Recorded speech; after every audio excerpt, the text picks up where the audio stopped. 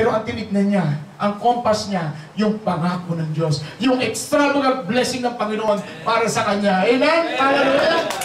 Amen? Because he believed that God is faithful. He believed that God is faithful. And Caleb wholeheartedly followed God. And that's what God's message tonight. That we as Amen, we should be like Caleb.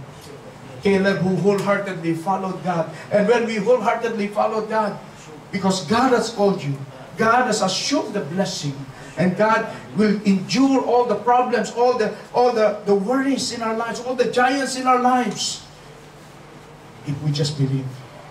Amen. If you believe. And when we believe, God will do the rest. Amen. God will do the battle for us. Amen. Let us just stand as we close, brothers and sisters. Kasi may mga nanonood. Amen. Hallelujah. Amen. Tonight, what are the giants in our lives? What are the giants why we cannot lower down the nets for a catch? What are the giants of Amen? What are the giants in your life? Is it your relationship? Is it your worry? Is it your job? Are these giants that causes you not to possess, not to serve God? I believe that as God has given us this word, God has encouraged us. God has motivated the Amen. And 1 year from now, when we have a retreat, an anniversary, there will be more men coming, serving Jesus, who is the greatest among all. If the giants are the Arba, we have Jesus as Kamsa. Because God called you. God called the Amen for His promise. And we just sing the song, Pangako Mo. And as we sing this song,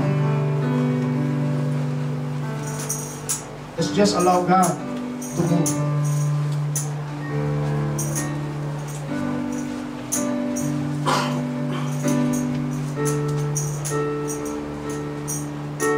Yes, O God.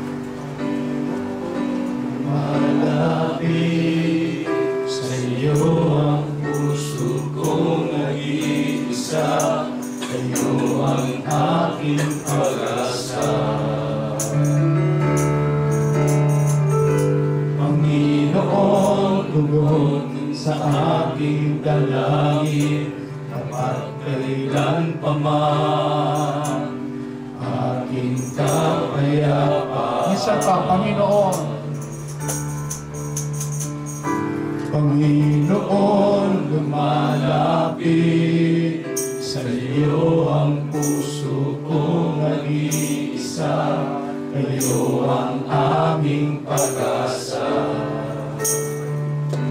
Panginoon, tugon sa aking dalangin, kapag kailan pa man aking kapayapaan. Pangako niyo'y aking panghahawakan. Pangako niyo ang tangi kong sandigan. Pangako niyo'y tapat at magpakailanman ako ay di iiwan o bababayaan man. Pangako niyo sa aking panghahawakan. Pangako niyo'y aking panghahawakan. Pangako niyo ang tangi kong sandigan. Pangako niyo'y tapat at magpakailanman ako ay di iiwan o pababayaan man. Pangako Pangako niyo sa aking panghahawakan. Pangako niyo aking panghahawakan. Pangako niyo ang tangi kong sandigan. Pangako niyo'y tapat at magpakailanman ako ay di iiwan o pababayaan man. Pangako niyo sa aking panghahawakan. Pangako niyo sa aking panghahawakan. Pangako mo, O Diyos, panghahawakan namin, O God. Katulad po, O Diyos, ng natutunan namin sa gabi ito, O God.